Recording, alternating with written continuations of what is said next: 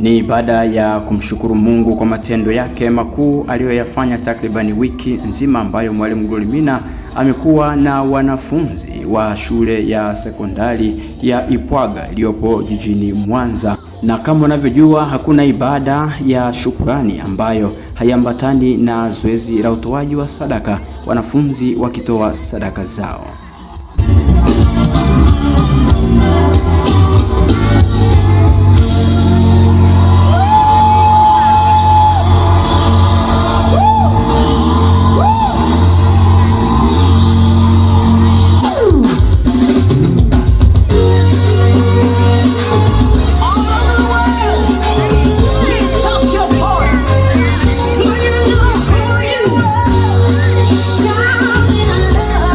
Na sasa ni kipindi cha kupata neno la Mungu kutoka kwa mtumishi Mwalimu Glorimina. Moyo wangu nimeupenda kwenye madhabahu yako takatifu. Yesu Kristo ni kuhani wa watoto hawa. Yesu Kristo ni mwokozi wa watoto hawa. Baba yangu na Mungu, ninaileta dhabihu hii kwa moyo wa unyenyekevu. Ninaileta sadaka hii kwa moyo wa unyenyekevu sana. Ebeneza Adonai, iwe manukato kwenye kiti chako cha enzi. Baba, kila mmoja aliyenyosha mkono wake mahali hapa, Ebeneza ana kila sababu ya kukuambia ya kwamba umemsaidia, umekuwa upande wake. Hata yale yaliyokuwa magumu kabisa kwenye maisha yake, kwenye hili wiki umefanya mambo makubwa. Jehova, sadaka hii ikameremeta kwenye madhabahu yako. Baba, sadaka hii ikawe chemichemi kutoka kwenye mioyo yao, kwa kila mmoja aliyetoa Yesu, kwa kila mmoja aliyeona ya kwamba ni vema zaidi aje na moyo wa shukrani kwenye mfungo wa masaa 12. Amekuona wewe ukivunjia madhabahu za kwao, amekuona wewe ukiua yale majoka na makobra, amekuona wewe ukiua yale mabundi, amekuona wewe ukijidhihirisha na kuonekana Yesu. Zaidi ya yote ameleta elimu yako kwenye madhabahu yako, kwenye madhabahu yako. Baba, umesema kwamba mahali iliko hazina yako ndipo na moyo wako upo. Mtoto huyo ameleta hazina yake Baba, akiomba kwa habari ya elimu yake Baba, akiomba kwa habari ya uchumi wao kwenye familia zao. Ebeneza Adonai, sadaka hii kanukie Yesu. Fukiza uvumba na manemane, fukiza uvumba na manemane. Jehova, Ebeneza ikameremeta, ikanukia kwenye kitu chako cha enzi. Bwana wa majeshi, Bwana wa majeshi, hujawahi nyamaza wala hujawahi tulia. Hujawahi tulia Mungu wetu. Umetenda mambo makubwa, umefanya na zaidi ya kufanya. Umetengeneza njia mahali pale ambako hapana njia. Dhabihu hizi nazileta kwenye kiti chako cha enzi, zikang'ae sana. Ninaomba majibu kwa wale wote walionyosha mikono yao kwenye chombo hiki cha sadaka. Na Mungu wetu na Baba yetu, kazi ya dhabihu hii Bwana unajua. Tutaondoka mahali hapa kuelekea mashule mengine Baba, wanakwenda kupanda imani nyingine kwa watoto wengine Baba, wanakwenda kunyanyua vipawa ambavyo vilikuwa vimekufa mashuleni Baba, wanakwenda, sadaka hii inakwenda kuwa sababisho la watoto wengine kufunguliwa. Ebeneza Adonai El Shaddai, naiomba neema yako isitupunguke kwa ajili ya utukufu wa damu ya Yesu, nikiomba na kuamini, amen. Zaburi ya 30. Zaburi ya 30. E Bwana, nitakutukuza kwa maana umeniinua, wala hukuwafurahisha adui zangu juu yangu. E Bwana Mungu wangu, nimekulilia ukaniponya. Na mistari 12 tu, ni mistari 12 tu. Mstari wa 3, umeinua nafsi yangu e Bwana kutoka kuzimu, umeniuisha kunitoa miongoni mwao washukao shimoni. Mwimbieni Bwana zaburi, enye wateule wake, na kutoa shukrani kwa kukumbuka utakatifu wake. Maana ghadhabu yake ni za muda mfupi, radhi yake ni ya milele. Kilio kiweza kuwapo usiku, lakini furaha huja asubuhi, nami nitafanikiwa. Nilisema sitaondoshwa milele. Bwana, kwa radhi yako wewe ulioniundisha mlima wangu, uliuficha uso wako, nami nikafadhaika. Bwana, nilikulilia Bwana, naam, kwa Bwana niliomba dua. Mna faida gani katika damu yangu? Nishukapo shimoni, mavumbi yatakusifu, yatautangaza uaminifu wako. Bwana, usikie, unirehemu Bwana, uwe msaidizi wangu. Umegeuza msiba wangu kuwa ngoma, uniondolea huzuni yangu, kunijalia furaha tele, ili nafsi yangu ikusifu wala usinyamaze. Bwana Mungu wangu, nitamshukuru Bwana. Leo ni siku yetu ya kumshukuru Bwana kwa habari mfungo wetu na kwa habari ya mambo mengi sana ambayo yametendeka. Nina kila sababu ya kumshukuru Mungu mno. Wiki hili Mungu amekuwa ni Bwana na Mwokozi wa maisha yetu. Wiki hili Mungu amefungua watoto kwa namna tofauti sana, na kwa utaratibu ambao yawezekana haijawahi tokeaga. Sasa basi, kwa sababu haijawahi tokeaga, ni imetokea sasa. Huu ni utukufu wa Mungu na ni muda sahihi wa Mungu kututendea mambo makubwa na ya ajabu sana. Huduma ya wiki hii ilikuwa ni huduma ya magrupu, lakini pia ilikuwa ni huduma ya mtu mmoja hasa kwa wavulana. Nimemuona Mungu sana akinyanyua. Narudi pale, mzazi anapochukua hatua ya kumfukuza mtoto, mzazi anapomuona mtoto wa mwenzake ndiye anafanya makosa, watoto wake hawana makosa, hiyo kitu ni mbaya. Ni watu tu hawajajua. Hili wiki Mungu amenifundisha vitu vikubwa sana. Hili wiki nimemuona Mungu sana. Watoto wa kiume wanaogopeka. Hakuna mtu ambaye mwanamke ambaye ana ujasiri wa kusimama mbele ya mtoto wa kiume. Mtoto wa kiume anaogopeka kwa sababu ana nguvu. Tumepewa neema ya mambo makubwa mawili. Jambo la kwanza, kuna mtoto wa kiume ambaye ni Adamu, lakini kuna Eva, mtoto wa kike. Eva alikuja kama msaidizi kwa Adamu. Lakini sasa kuna mambo makubwa ambayo Mungu ametuwekea tunayaishi nayo. Mtoto wa kike amepewa jambo na nguvu yake, lakini mtoto wa kiume yeye amepewa neema ya kuwa na nguvu. Mtoto wa kiume, yani nguvu za mtoto wa kiume ni moja kwa moja kutoka mbinguni. Hakuna mtu wa sayansi anayeweza kupanda. Unaona saa zingine wanapanda mbegu ya mtoto, kuna maabara ya nini, kuna maabara ya nini. Hakuna maabara chini ya jua inayeweza kuongeza nguvu, yani kumpandia mtoto wa kike akawa na nguvu kama mtoto wa kiume. Hiyo ni moja kwa moja imetoka mbinguni. Kwa hiyo mtoto wa kiume amepewa nguvu. Yeye ana nguvu za mwili. Kwenye mwili wake una nguvu. Huwezi kujilinganisha na mtoto wa kike. Mtoto wa kike hata kama ni mtu mzima, alafu mtoto wa kiume labda ana miaka 15, ana uwezo wa kukupiga na kukujeruhi. Ana nguvu. Yani hiyo nguvu ya mtoto wa kiume yani ni moja kwa moja kutoka mbinguni kwenye uumbaji wa Mungu. Lakini basi huyu msaidizi ambaye ni Eva akapewa na yeye neema yake. Alipewa nini? Yeye alipewa neema ya kuwa na akili. Kwa hiyo mtoto wa kike ana akili. Mtoto wa kike ana akili. Mtoto wa kike ana akili. Sasa ni kazi kwako wewe mtoto wa kiume, nguvu zako, ukahakikisha kwamba umemshinda huyu mwenye akili. Sijui. Una gharama sana. Ndio maana Paulo anasema, enyi wanaume, kaeni na wake zenu kwa akili. Kwa nini anawasisitiza? Mwanamke ana akili. Mwanamke anawaza sana. Mwanamke kwenye kichwa chake ana vitu vingine vya ziada. Sasa basi, mtoto wa kiume anatumia nguvu na mtoto wa kike anatumia akili. Ndio maana unaona wimbi lililopo sasa hivi kwamba watoto wa kike wana uwezo wa kuendesha familia kubwa kuliko watoto wa kiume. kiume. Ndio maana unasikia watoto wa kiume wanaoa mashoga, mashangazi. Ni kama mashangazi ya wale. Lakini uweze kukuta mtoto wa kike ametoka ameenda kuolewa na limbabu eti kisa lina hela. Ilikuwa zamani. Sasa hivi mtoto wa kike amejitambua. Mamlaka ya kimungu iko juu yake.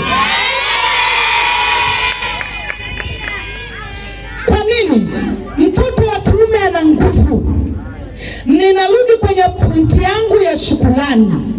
Hii nguvu ya mtoto wa kiume ni wachache sana wanawake au walimu wa kike au watendakazi wote wale wa kike ambaye ana ujasiri wa kukaa na mtoto wa kiume, kwa sababu ana nguvu, ana uwezo wa kumpiga, ana uwezo wa kumuumiza, ana uwezo wa kumchinja, ana uwezo wa kumfanya chochote.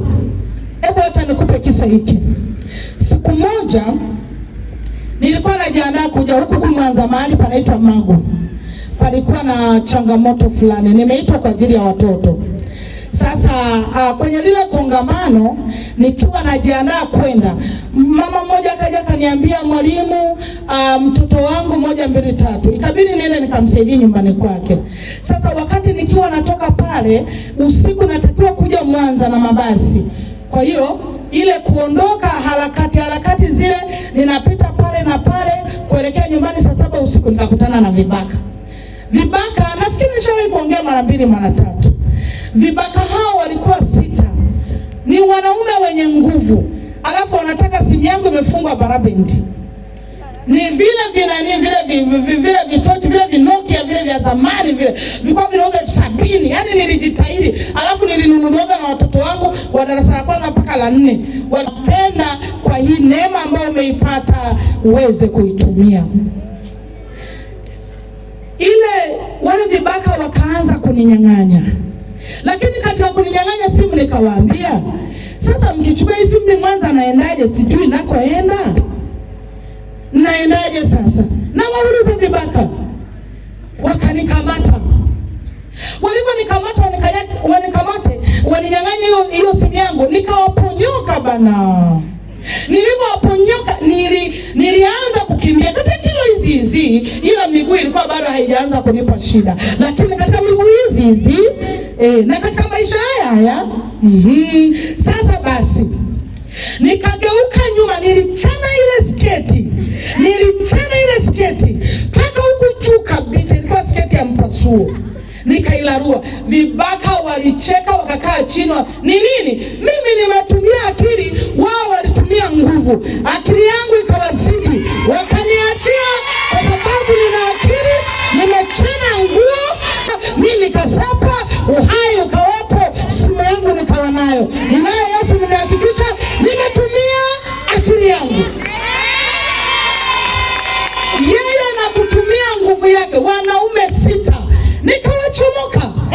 Na yaweza mimi mambo yote katika yeye anitiaye nguvu. Sina mashaka. Kwa hiyo niko kwa habari ya mtoto wa kiume. Lakini mimi nimeiona neema ya hili wiki. Kweli sadaka yangu nimetoa kwa moyo kwa habari ya kumshukuru Mungu kwa huduma nzima zilizoendelea kwa watoto wa kiume.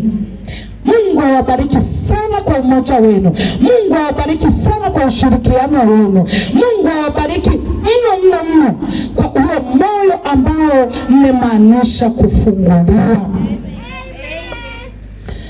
Lakini tukisema kuto kumshukuru Mungu ni changamoto. Nilikwambia kwamba nitakwambia kwa nini leo tumetoa sadaka zetu kwa habari ya kusindikiza maombi yetu.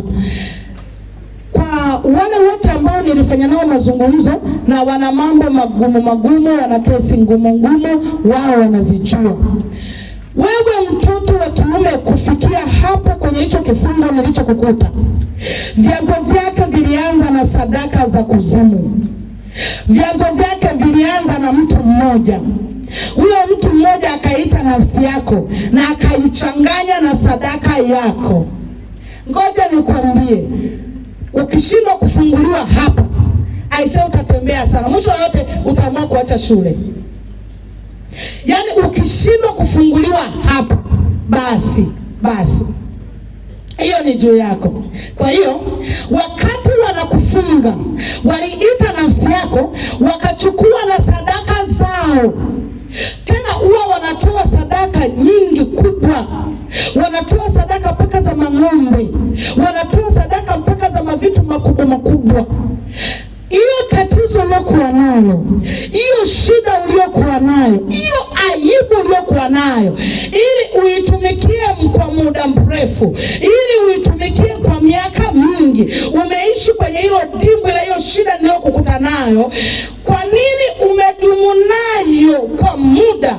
Liko agano la sadaka nyuma yako, liko agano la sadaka. Yani yule mtu aliyekutupia hicho kitu alitanguliza sadaka. Ndio maana ninapokuambia kwenye mfungo wa matanisho na sadaka yako, haijalishi 200, haijalishi 300, haijalishi ni shilingi ngapi, kwa moyo wako, maana yake ni hii: ile sadaka utakayoitoa hapo madhabahuni na maombi haya yanayoendelea, na sadaka hizi zinakwenda kwenye ofisi ya mtoto, na tunakwenda kupanda nazo mlimani, na yale majina yote na mikono yote iliyonyosha hapo, tutakuwa na maombi ya siku 7 tukiombea hii dhabihu yako. Maana yake ni hii: hakika ya Mungu, ile sadaka ya malango ya kuzimu kule lazima itadhoofika na itakufa. Itamezwa na hii sadaka, itamezwa na huu uzuri wako ulioleta mbele ya Mungu Jehova.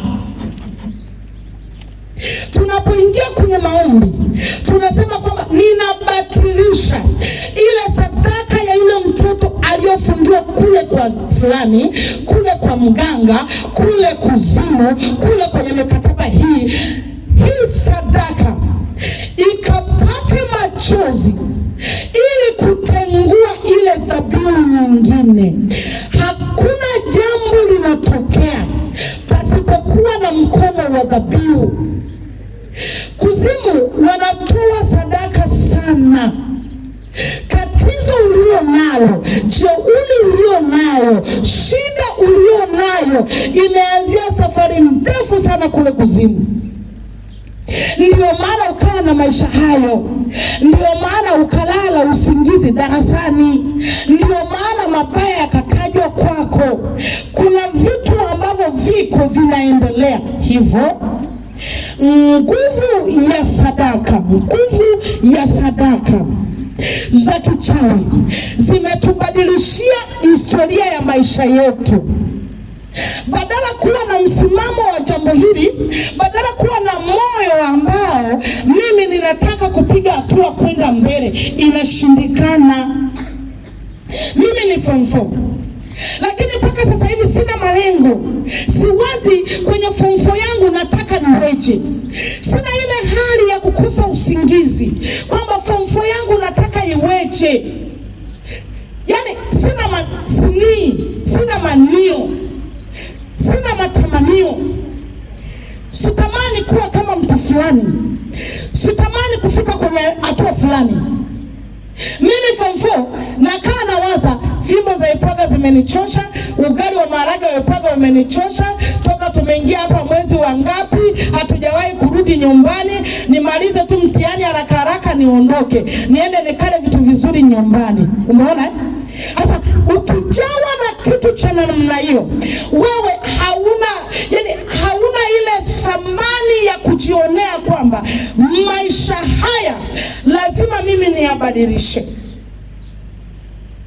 Kuna kambi moja tulikuwa tukihudumia mahali fulani. Watoto 3 walisimama kwa ujasiri, form 4 na form 2. Wa form 2 akasema, mwalimu niwekee mkono kuanzia leo, na alikuja na bahasha yake. Mwalimu niwekee mkono, huu mkono unaoniwekea na hii sadaka yangu. Huyo ni wa form 2, wameambatana na wa form 4. Anajitabiria vitu vya kuwasha masikio watu wengine, anajitabiria vitu ambavyo kwenye boma yake, yani boma zima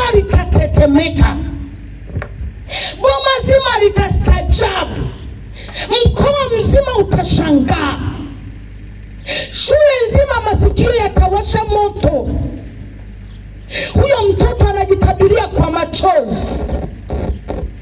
Huyo mtoto anasema ya kwamba ninataka niwe mfano, na inawezekana, lazima nitakuwa mfano. Toka nimeanza hapa sijawahi kupata mtoto wa namna hiyo. Ninasikitika sana. Yawezekana bado hamna mafundisho ya kutosha, sijui sana. Kulia vitu ambavyo vinawaumiza watu wengine, hujui tu. Na unapomia, Mungu anasimama hapo kwenye matamanio yako. Unatamani uwe nani? Unatamani elimu yako ifike wapi? Matamanio ya kwanza yanaanza kwenye akili.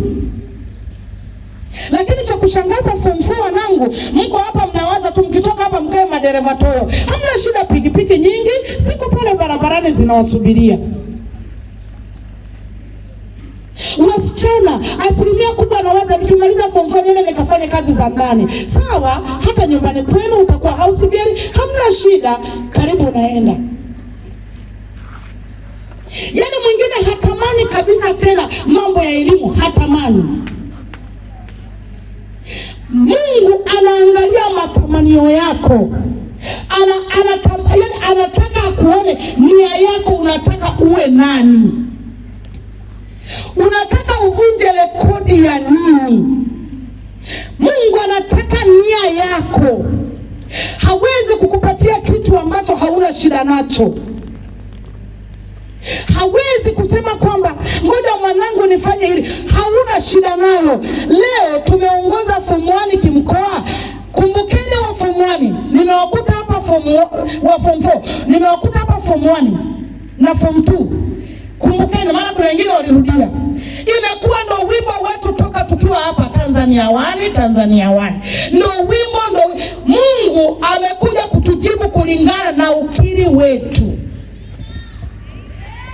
Tulikiri haya maisha, tulikiri huo uzuri, tulikiri haya maisha, ndio maana Mungu ametusimamisha. Lakini je, unajiandaa kwenda kufanya mtihani? Umeridhika na hayo matokeo uliokuwa nayo kwenye mboko? Umeridhika na ufaulu huo? Ndio maana unamsumbua mwalimu darasani, ndio maana unalala. Nyinyi form 4 nyinyi, hivi unaupata wapi usingizi? Mtoto anatakiwa kuzaliwa, umebeba mimba ya elimu, uchungu unauma, karibu msukume mtoto. Leo unasubutu kulala darasani, leo unasubutu kusema nimechoka. Umenia nini? Okay. Wakati mwingine hizo tabia zote ziko kwenye ile kufungwa na madhabahu za kichawi. Ndio maana leo tumetoa sadaka zetu. Unaweza kuona haina maana kutoa dhabihu. Hujui tu. Kama madarasa ya mitihani, hamjui tu. Form 1 wavulana, hamjui tu. Yaani nyinyi hamjui tu. Kaeni hivyo, alafu mtawaona hawa wakipaa. Mtawaona hawa wakipaa. Kueni na hela za mandazi, kueni na hela za nini, fanyeni mnachotaka. Na wahakikisheni kwa moyo wa hawa, mtawaona wakipaa. Mtawaona kwa macho yenu wanashinda. Mtawaona utukufu wa Mungu ukiwa juu yao. Kuna dada, hebu simama. Simama dada. Wengi mnamdharau sana huyu mtoto.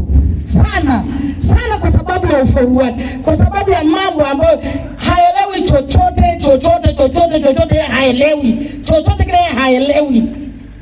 Si mnajua na ufaulu wake mnaujua eh? Sasa na wahakikisheni kwa kumaanisha kwake kutafuta Mungu katika roho na kweli, mwakani ataingia form 2 na anawakanyaga wote kwa jina la Yesu. Bwana Yesu asifiwe sana. Nguvu ya sadaka kwa malango ya giza ndio inayosababisha wewe kuishi hayo maisha uliyoyaishi. Naomba funga daftari yako na Biblia yako. Naomba usimame, tushukuru Mungu kwa pamoja. Ni tamati ya ibada ya Jumapili ya leo ya tarehe 16 ambayo imeongozwa na mtumishi wa Mungu Mwalimu Glory Mina katika shule ya sekondari ya Ipwaga jijini Mwanza.